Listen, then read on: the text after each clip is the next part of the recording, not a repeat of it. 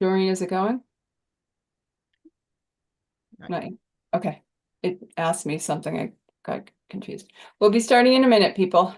Great to see you. Glad to be together. Should be live. You're good. You're good, Amy. Okay. Actually, I will turn it over to David then to get us started. Remember to unmute David and we'll get going. Great. Good evening, everyone. I'm David Blair from Harrisville, active with Peace Action, particularly with the peacekeeping teams. I'm very happy to welcome you tonight to our Peace and Justice Conversation, our Monday evening series, tonight, April 21st. Tonight's topic is Apache Stronghold and the fight to save Oak Flat. And I'll be introducing you in a moment to Tim.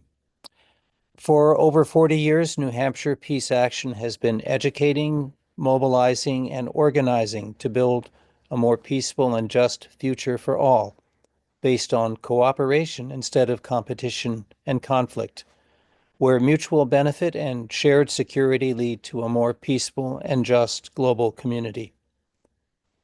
In that spirit of respect, we'd like to start with an acknowledgement that we are doing our work on Indakina, the traditional ancestral home of the Abenaki, Pennacook, and Wabanaki people.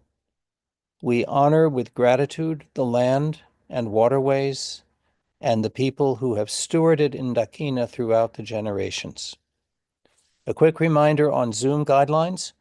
We love it when you keep your video on, but we will keep your audio muted to start with, and we will unmute when it's time to ask questions. And you can use the chat to ask questions as well. Tim Nafziger is a Mennonite organizer who lives in the Ventura River watershed on the traditional lands of the Chumash people in Southern California. He's part of the leadership of Mennonite Action, the Fierce Vulnerability Network, and the Coalition to Dismantle the Doctrine of Discovery. He's been engaging with digital communities and social justice movements for more than 25 years as an organizer and strategist. Tim thrives on writing, cross-pollination, relationship building, and teams working for change. Please join me in welcoming Tim Nafziger. Yay! Hi, everyone. It's really nice to be here with you this evening. And I actually got to know Peace Action when I was in college in the late 90s through your work. I haven't been as active in the last little while, but very grateful for the work that you all do. And it's great to be with you here this evening. I'm going to be focusing, as you heard, on the fight to save Oak Flat in Arizona. I live about 8 hours drive west of Oak Flat, along the coast of Ventura on traditional Chumash land, as you heard. And I'll be sharing pictures and talking about the work there. And then I hope to talk for about 20 to 30 minutes here and then have a time for questions. So I'm going to share my screen here.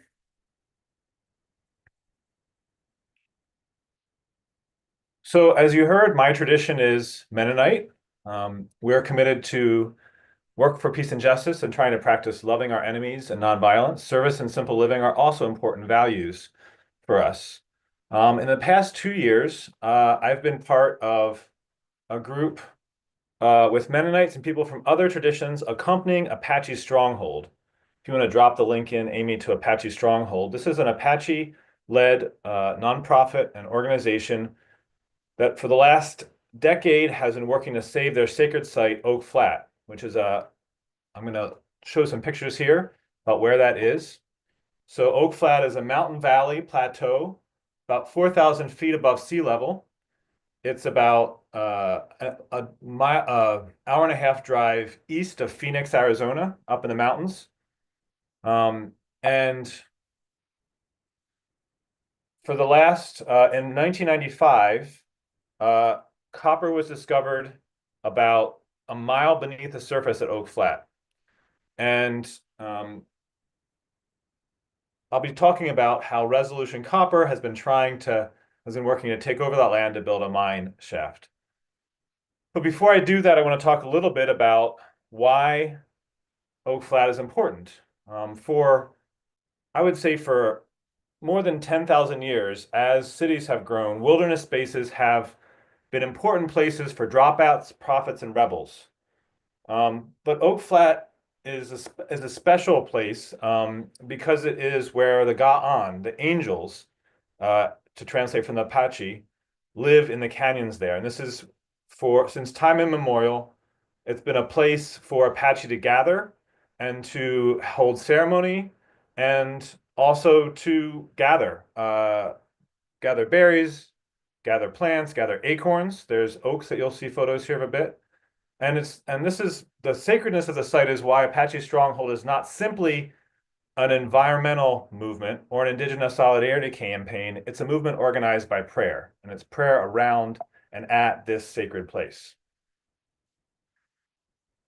So again, this gives you a sense of where Oak Flat is located in Arizona.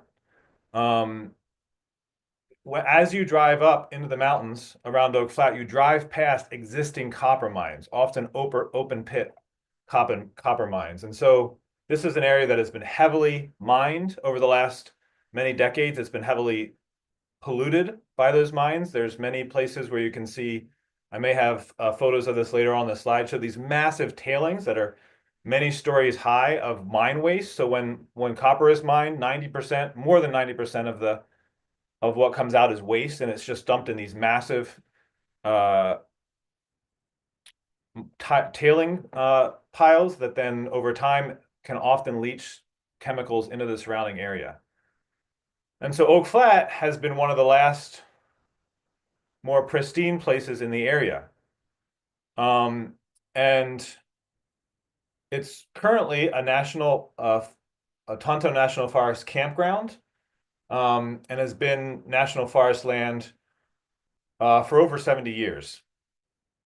And so the picture you can see here shows the campground outlined in black, and the larger area that would be handed over to Resolution Copper in red. And then their proposal would create a caved rock zone as deep as the Empire State Building. And I'll be talking a little bit more about that mining process that would create that, but this is an overhead look at what that would look like to give you a sense of the detail here. So now a little bit more about Resolution Copper. Resolution Copper is 60% owned by Rio Tinto, an Australian mining company that is the world's second largest mining corporation. In May 2020, Rio Tinto demolished an Australian Aboriginal sacred site in Juukan Gorge, which had evidence of over 46,000 years of continued human occupation. That's a quote from Wikipedia. You can read more about it there. They have a really bad history of particularly targeting and devastating indigenous communities. And they're just part of how our wider extractive economy consistently looks at both the human and the non-human world, primarily as objects from which to extract money. And Apache Stronghold is bringing a very different paradigm in which they view not just Oak Flat, but all places as sacred and a place of relationship with the non-human world. And so we'll be talking a little bit more in a moment about how they're pursuing that. Resolution Copper, as I said, it was the copper was discovered there in 1995. For a decade, actually almost 2 decades, Apache folks fought legislation to turn the land over to Resolution Copper. And in 2014, Jeff Flake and John McCain managed to sneak in a midnight rider into a must-pass armed services bill to do a land transfer. And this is the exact language in that bill where Resolution Copper gives the United States a certain amount of land, and the United States gives them the area around Oak Flat, about 2,500 acres. And one of the nefarious things in this bill is that in the legislation, it exempts them from all environmental or other protections.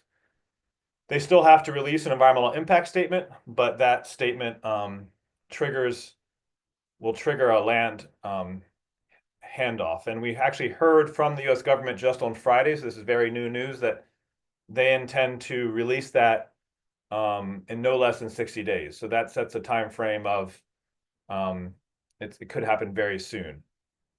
And that it doesn't really matter what that environmental impact statement says because they've been exempted. So this is mine shaft number 9. This towers over Oak Flat when you visit there. It is on private land where Resolution Copper has already invested more than $2 billion to deepen an existing shaft. So it's an old abandoned silver mine. And they're advertising how much they've already invested here. Their message to local people is that this is about jobs. What we see when you drive through these areas is ghost towns, is this cycle of boom and bust that's part of mining in this part of Arizona. And furthermore, this wouldn't even be a conventional mine with people going down. This would be a mine where they would go down a mile deep, which you can't use open pit to get to, so it would go down a mile, and then use block and cave technology, which would basically blow up the ground underneath it. That's the cave-in part, and then go in and have robots harvest the ore and bring it up to the surface. And over time, that's where you would create this massive sinkhole essentially at the top of the surface. So that's what Apache Stronghold refers to as a murder of their sacred place. So in response, Apache Stronghold has been organizing since 2014 to stop this. In 2021, they filed a case, a religious freedom case, saying that destroying this place violates their freedom of religion. And in September, I was part of a spiritual convoy that a prayer journey that ended with filing their case before the Supreme Court. And we are still waiting to hear back whether the Supreme Court hears this. And this is just the latest in a series of appeals, the last of which was when the Ninth Circuit Court of Appeals about a year ago found 6-5 against them. That means that there was 5 justices at the appeals level who agreed with them. And that dissent is a compelling read if you're interested in going really deep. So one of the pieces, this is Wentzler Nosey, one of the key leaders of Apache Stronghold, speaking in March 2023, when their case was heard in front of the Ninth Circuit Court of Appeals. And one of the key parts of their argument is the Religious Freedom Act, or known as RFRA, that was passed in the late 90s, which bolstered, or early 90s, which bolstered additional religious freedom cases. So twice a year, Apache Stronghold invites people from around the country to join them on sacred runs. In February, they start at the San Carlos Reservation and go to Oak Flat. So I'll be sharing some photos from that run just 2 months ago. In the summer, in July, they run from the reservation, starting specifically at the site where Apache prisoners were imprisoned, in which essentially was a concentration camp from 1870 to the early 1900s. That's the place where most famously Geronimo refused to be imprisoned. And so I just want to walk you through, this will give you a sense of some of the ways that running is part of Apache Stronghold's prayer practice.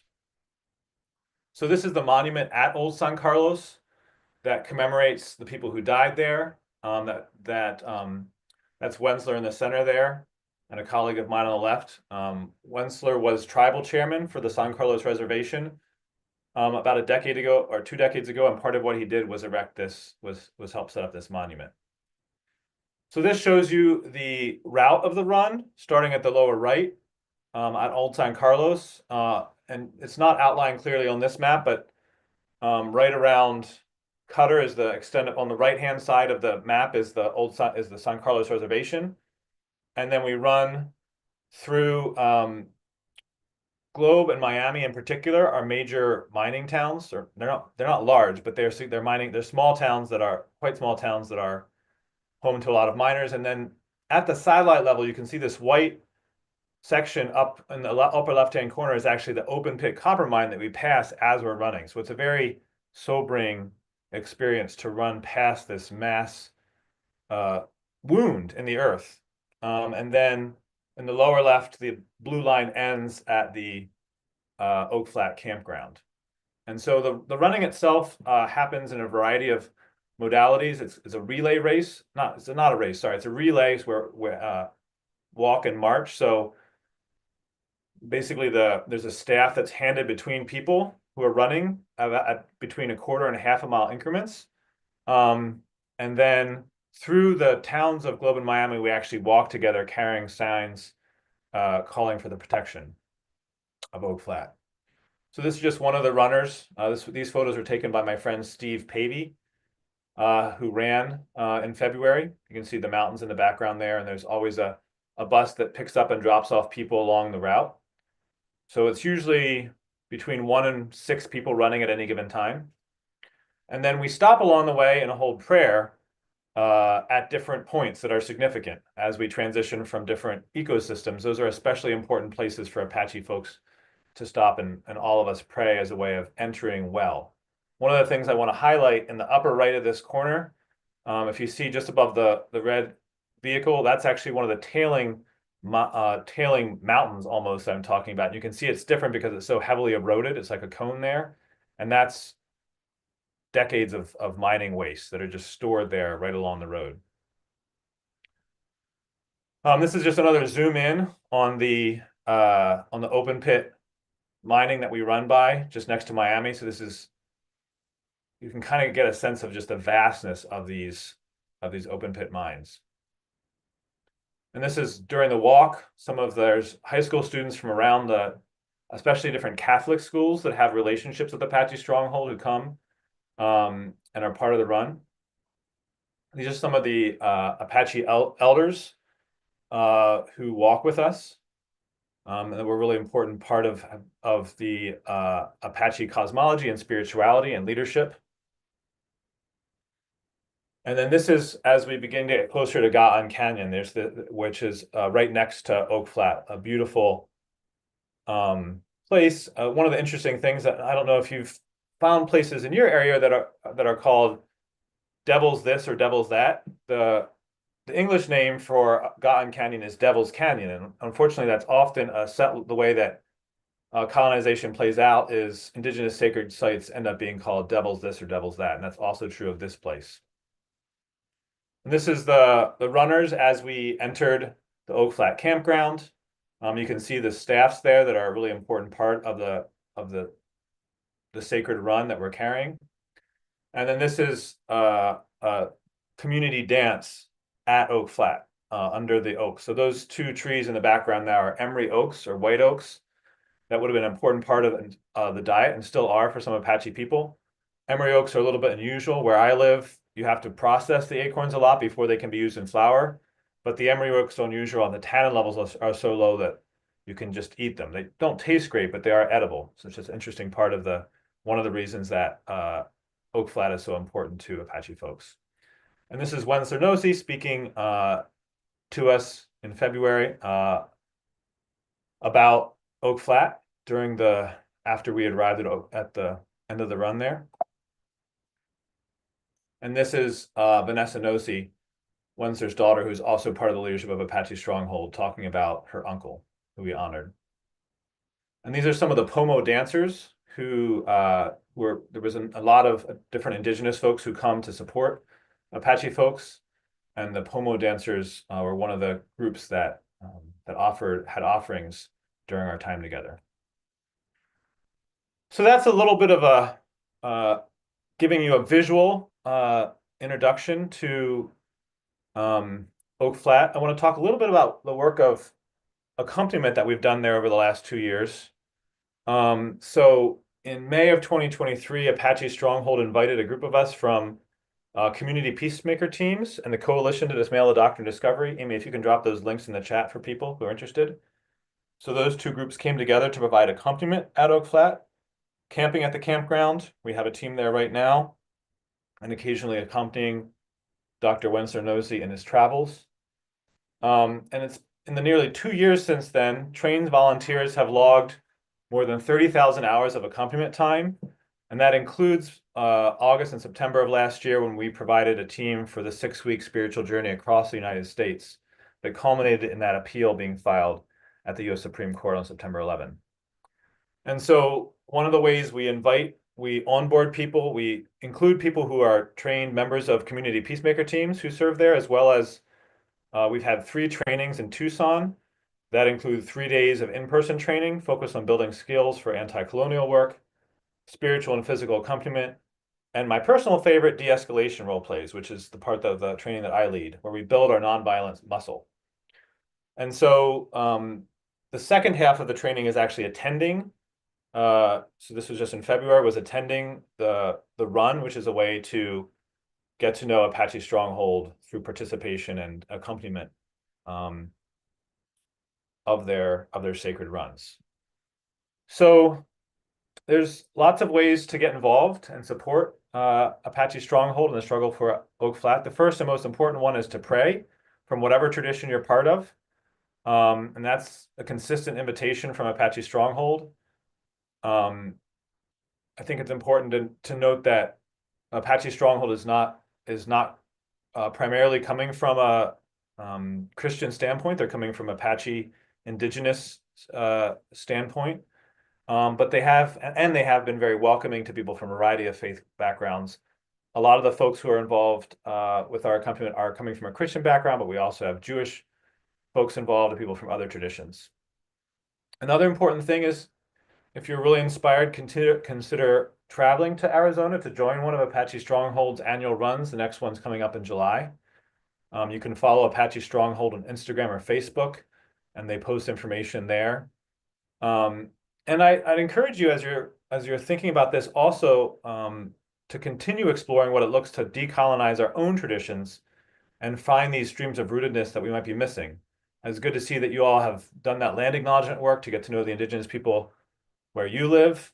And I found in my own tradition as a Mennonite, there's a lot of opportunities when I look at my own scriptures where we can see the prophets calling us back to reroot ourselves in the stories of creation and liberation. And so I think I'm really excited to have a conversation. This is meant to be kind of a 101, and then I can go deeper on any of these aspects that you're interested in hearing more about. And the last thing I'll say is the Supreme Court's going to hear what keeps on happening is that we see the Apache Stronghold case listed as part of the Supreme Court conference.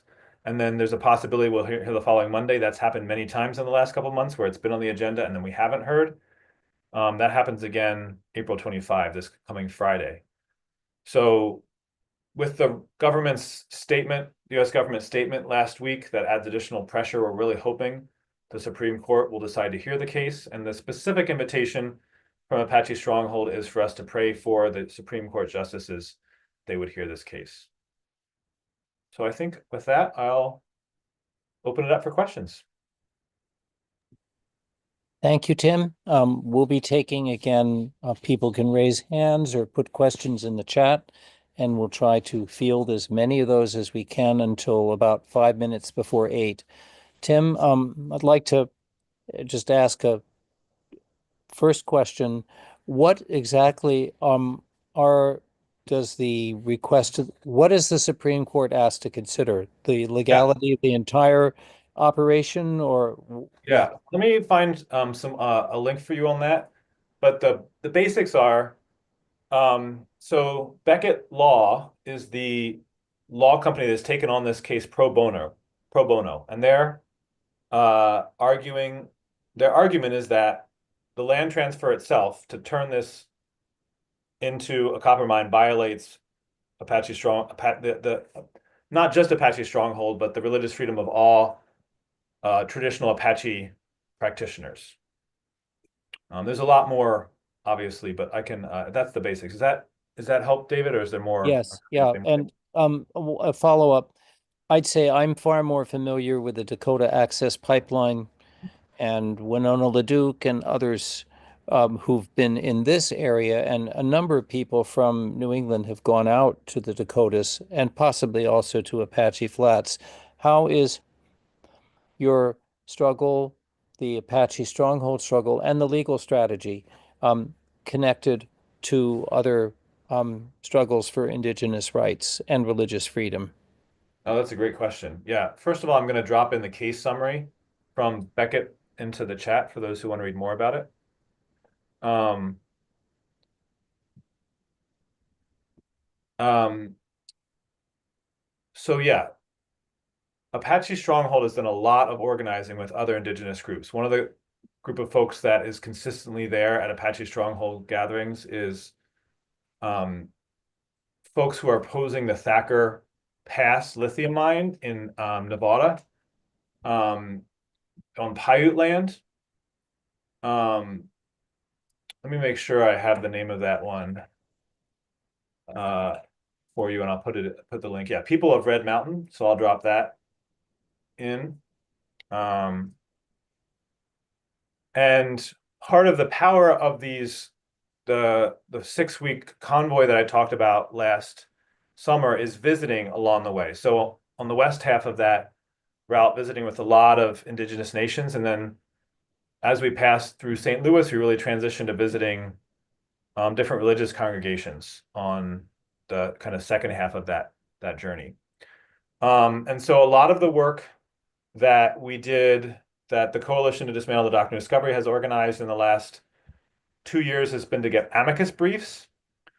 So amicus briefs are friends of the court filings. So we've had many different denominations and churches file amicus briefs based on religious freedom, saying we value our religious freedom. We believe that Apache Stronghold should, and the Apache people should have their religious freedom respected.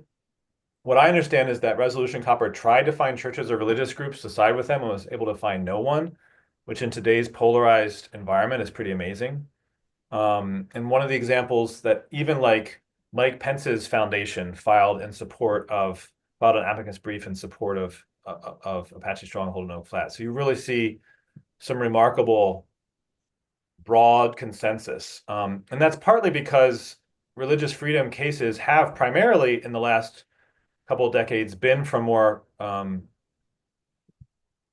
conservative religious groups. So that's part of what's interesting about this case, is that it crosses across some typical classic things. Now, another part of the background there is that in the late 80s and early 90s, there was I mentioned Mount Graham earlier as the place where the runs in July go, and that's because there was a major campaign in the late 80s and early 90s to stop planned telescopes going into the top of Mount Graham. And that struggle was primarily fought as an environmental struggle with Apache people for whom Mount Graham is a sacred site, kind of being part of that, but not in the leadership. And so for Apache Stronghold leaders, that's one of the big lessons of that fight, is to lead with religious freedom case and indigenous orientation and frame, and invite and welcome environmental organizations in as part of a coalition, but led by Apache folks. And I think in terms of the broader indigenous solidarity work, I think that's one of the big, I'm not sure if innovation is the right word, but it's something that's distinctive about this particular fight. In terms of Standing Rock, there's certainly plenty of folks who are involved in Oak Flat who are at Standing Rock. There was actually a small encampment at Standing Rock during that time. It was much smaller.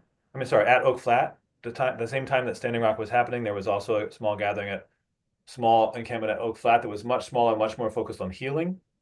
There was a lot of,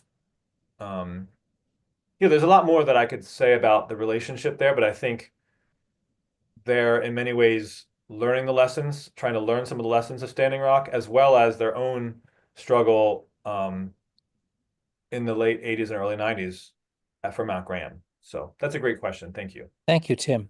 I see a couple of questions, and I'll take them in the order in which they've come in. Shlomia Lightfoot asks, Do you have anything you've written or would otherwise recommend reading about your own tradition and where you find the words of the prophets inviting rootedness, liberation, and otherwise inspiring or guiding your action? Yeah, thank you. That's a wonderful question.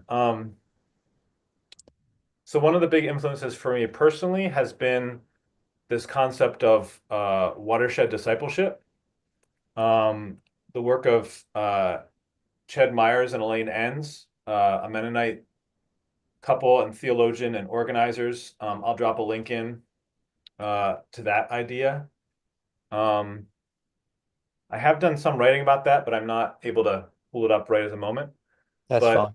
for me, yeah, I think at the heart, this idea that for me as a Mennonite, Jesus was baptized into a watershed, baptized into a particular place. And Christianity has abstracted out these idea of doves or a holy land and lost that sense that Jesus had a relationship with a particular place. And John the Baptist went out in the wilderness. Jesus spent time in the wilderness. They were listening to these places and learning from them. My friend Jim Perkinson has done a lot of work on looking at uh, recovering some of the rootedness pieces that are often erased from our traditions. Yes. That's a really short summary of its own hour-long presentation, but lots more I could say about that. Yeah. And Tim, if you have links later that you'd like to send to us, to Amy or whatever, I'm sure we can find a way to share those with people. Am I correct, Amy? Yeah, good. Um, there's a question from Chris Hansen.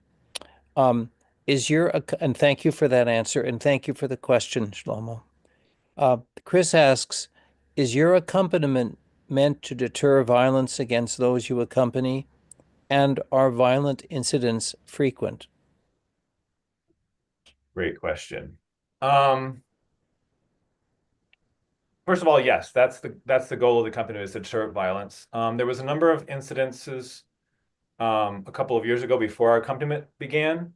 Um, and the the campground is kind of by itself in a valley. It's 10 minutes drive from Superior, which sounds kind of close, but it feels distant. It's a highway. And so there's lots of people who come up there to um, target shoot, even in places where it's not quite legal. So the line between intimidation and things that are intentionally meant to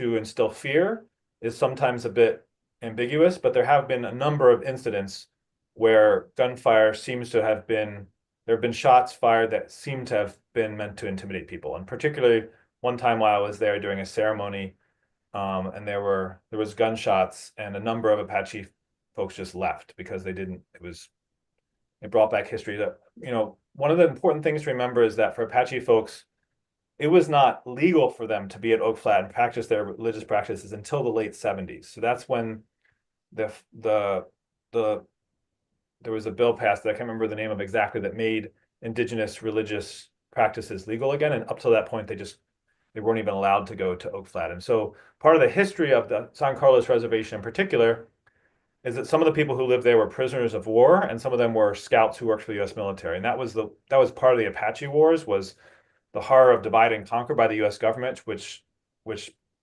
pitted some Apache folks working for the U.S. military against Apache folks who were resisting. And those divisions continue to this day. So Dr. Wenzel Nossi was the first Apache person from the families that were prisoners of war to be elected to tribal chair. And so that is part of the work of healing and restoration that has continued to happen even in the last 20 years.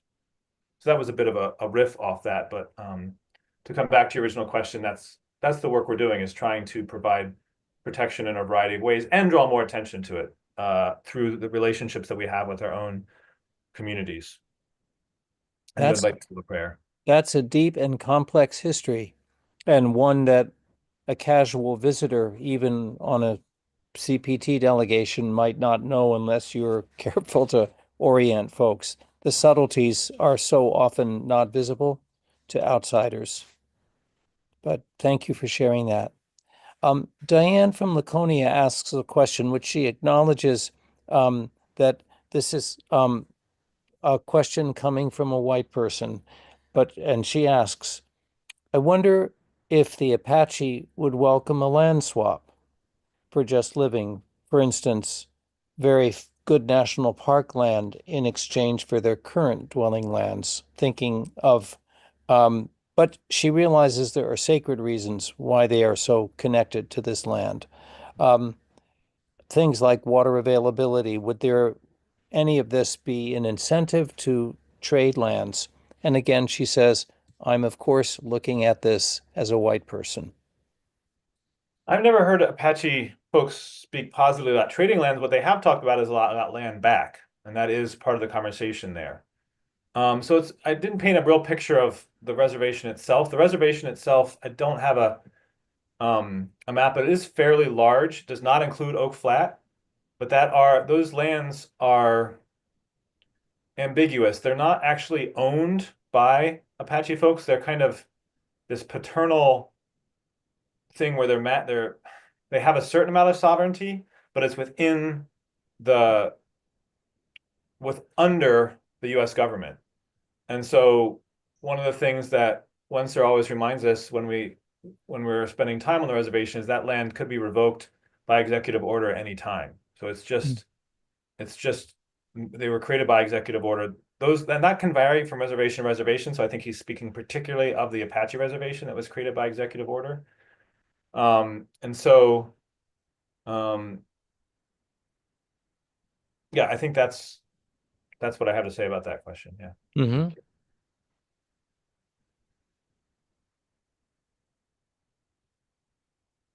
And I don't see any other questions in the chat. Has anyone? Oh, Moji, please, you've raised your hand. Hi, thank you so much, Tim. I was part of Oak Flat in 3 of those marshes.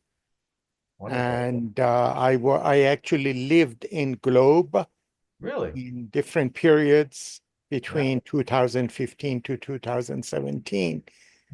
And the question that this Diane asked, to me, symbolizes, although she is wonderful enough to say, I am asking as a white person, but I was also at Standing Rock, and the tent in which I stayed was I called it Palestine Alley. I come from Iran originally, so I know about the colonization and the desire to decolonize. But to think about land as something that can be given to somebody presumes that one owns land. Therefore, there can be a swap or a land exchange, as if we for a few moments in the history of the universe live on this little, tiny blue dot, own the land. And I'm a Sufi Muslim, and this kind of taking for granted that this land can be given to somebody is precisely what the Israelis are doing by saying that, why don't the Palestinians go somewhere else? So please talk about decolonization. I am speaking as an indigenous person from the other side of the planet. But from your perspective, please talk about how, to me, it's outrageous to be thinking that we have the right to take away land or own land and then to give it to others. And then as in the, I work with your wonderful folks at the Coalition to Dismantle the Doctrine of Discovery. Please talk about this aberration of human spirit that Thank is you, Moji. symbolized Yeah, and by this. Thank you. Sorry if I went too long. no, that's great. And please do tell us some about the Coalition to Dismantle. We will have a speaker later. We're working on having a speaker from that coalition, but could you introduce us to that idea? Thank you. Yeah. Thank you, Moji.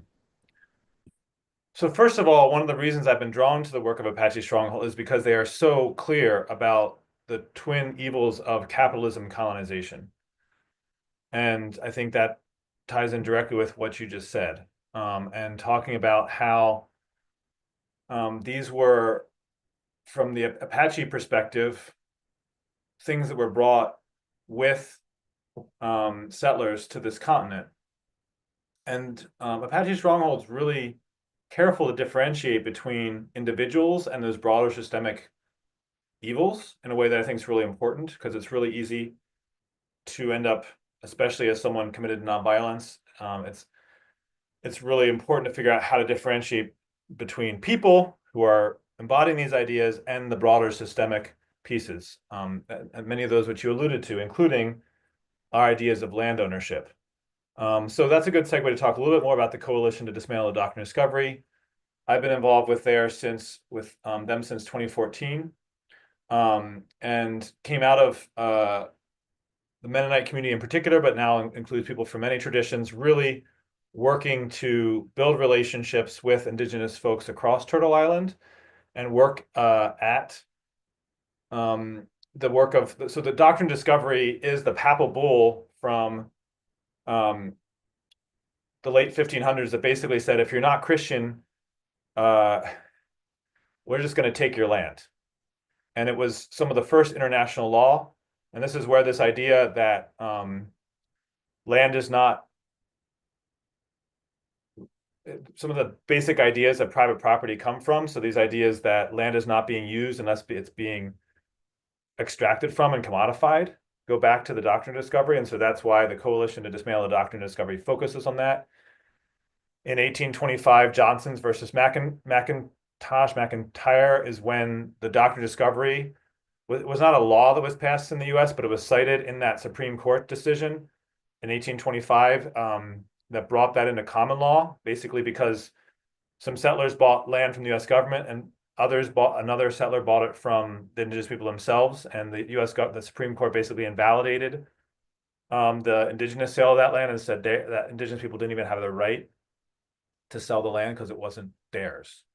And the only basis of that was the Doctrine of Discovery. And so I think that the work of decolonization and anti-colonial work more broadly is varied. For the coalition, there's a repair network of congregations from a variety of different backgrounds, trying to support communities in doing the work of reparations and land back in their own contexts, and building relationships with indigenous peoples. We have an annual gathering. The next one's coming up in Washington in July, where we gather to do our work together. And the way we function, as hopefully you'll hear more if and when Sarah Augustine comes to speak, is a network of working groups that work on a variety of different issues. The Oak Flat Accompaniment is one of those working groups. And so there's a lot of different aspects of decolonization work, but for me, it has to do with, like, how are we actually in solidarity in concrete ways with indigenous people, and how do we learn from that for those of us who are settlers on this land? Thank you for explaining that, and we look forward to hearing more from Sarah if we can schedule a time with her. I want to point out that Stephen Pavey has joined us. We saw some of his photos. Wonderful. Yeah. Hey, Steve, I just showed all your photos. So glad you're able to be here. Not all of them. I showed a bunch of them from the run. Yeah. So welcome, Stephen. Involved with Apache Stronghold for long before I was, and also has been involved with the Poor People's Campaign. I'll share Steve's website in the chat because it's a great way to see visually not just Apache Stronghold, but many struggles, struggles for justice. So here is both Steve's website, and then this one, the second link is actually to the Apache Stronghold section of his website. So you can see a lot of photos of folks there. Right. Thank you. Amy, did you have a question? I do. Yeah, thank you so much. I'm learning a lot. And I wondered if you could speak to, to us, it's a clear link between this work and anti-militarism work. I wonder if you could speak to that and how you see those things as connected. Absolutely. Thank you. Yeah, I mean, for me, they're linked because colonization is a driver of militarism. Has been, and they've been intimately linked. So we're seeing that right now in Gaza, as we already heard, the connection between the genocide happening there and the genocide that happened on this continent is really important to always highlight. I came of age in the campaign against the Iraq War, which was a war about oil and extraction. And militarism and military power are what enable colonization. Those first, going back to the Doctrine of Discovery. There's a play called piece of theater called We Own This Now that I'm going to drop into the chat. It was written by a friend of mine. It's a theater piece that tours around, and it opens with Spanish soldiers landing on a beach, reading the Doctrine of Discovery. And that's that relationship between the threat of violence. The Spanish spent centuries pushing the Moors, the Muslims, out of Spain. And then just as they were completing that purge, that ethnic cleansing of the Moors from Spain, they turned around and took that military machine they built and they turned it on this continent. And that's the fundamental roots of colonization here. And not only the American continent, but many other continents. Absolutely. Thank Yeah. you. It's kind of ironic that we were talking about the Doctrine of Discovery on the day that Pope Francis died. That there was a pope who perhaps was not aligned with that papal bull of the 1500s, thank heavens. Amy did have a follow-up question, which she was going to ask herself, but she writes, a goat has been giving birth, and she's just been called out to the barn. She says she will be right back, but I will ask the question for her, which is, how has Apache Stronghold lasted 10 years since that NDAA? And I'm not sure what NDAA stands for. Do you know, Tim? That might be the bill that was passed in 2014. I'm not sure. Oh, National Defense Authorization Yeah, Act. National Defense. That was the Midnight Rider. That was the That's law. right. So, So there's a couple of aspects to that question. Without Amy in the room, I'm not quite sure which one, but I'll put one is just, I think grounding in prayer is a powerful way to sustain a movement. The other part of that question is, why has it taken the US government so long to release the environmental impact statement? I don't fully know the answer to that, but at the end of the Trump won, right at the end, he released the EIS just a couple of days before the end of his administration, and then the Biden administration pulled it back. So that's one part of the story that I didn't tell. So that was over 4 years ago. And so when the US government, of course, did not drop the case during Biden. In fact, during the Biden administration, the Green New Deal was sometimes linked to copper and domestic sources of copper, even though most of this copper would probably be sent to China, given the way where the refining capacity is. And so there's been a variety of factors. In March 2023, when the case was heard in front of the Ninth Circuit, the U.S. government actually said they were going to release the EIS that summer, in the summer of 2023, and then they later said, oh, we're not going to do that. So to some extent, these things are opaque to us, why that hasn't happened. But the flip side of that, what is this, Apache Stronghold has built a broad movement of people from many different traditions that has sustained this work over the long haul. And yeah, it's nice to have Steve on the call because he's one of the folks who has been part of that bridge work through a variety of traditions, through a lot of travel, a lot of itineration, a lot of visits, a lot of speaking, and a lot of organizing. Yeah, I guess that's how I'd answer So that. building a strong, broad coalition and the power of prayer. Absolutely. Good lessons for all of us right now, as Yeah. whatever we're involved with. Tim, I see that you answered Moji's question. Or perhaps you did. Could you talk about the latest in the legal battle? And you put a link to that into the chat. Is there anything Yeah, you'd like to say about that? sure. Or So just to summarize what's there, the U.S. government on Thursday, April 17, was that Thursday or Friday, filed with the court saying that in as few as 60 days, they would release the EIS and begin that. So that is the latest. We're beyond that, we're still waiting to hear whether the Supreme Court chooses to hear the case. And that could happen as soon as Monday. It didn't happen today. It could happen as soon as next Monday. But like I said, we've been waiting every week, or almost every week, we've been waiting on Mondays to hear whether they decide to hear it or not. And so then if it is heard, then there would, we assume, be another hearing, probably sometime this summer or fall, where the lawyers for Apache Stronghold would have and hopefully Apache Stronghold members would be heard in front of the Supreme Court. If they decide not to hear it, then that's a less clear. yeah. We'll continue to organize. There's a follow-up question, Tim, to what you spoke of the coalition. How has the coalition developed?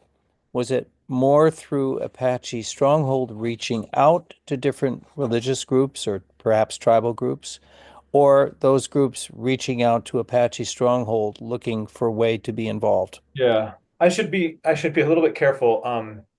Apache Stronghold doesn't use the word coalition, but that's more of a descriptive term. But it's evolved as a network of relation. There was some of it's from relationships that go back to the fight for Mount Graham. Those folks in Tucson, Arizona, who have been fighting with Apache, who have been alongside in solidarity with Apache folks for over 30 years. So those folks are ready and there when the time came in 2014 to take up this new fight for Oak Flat.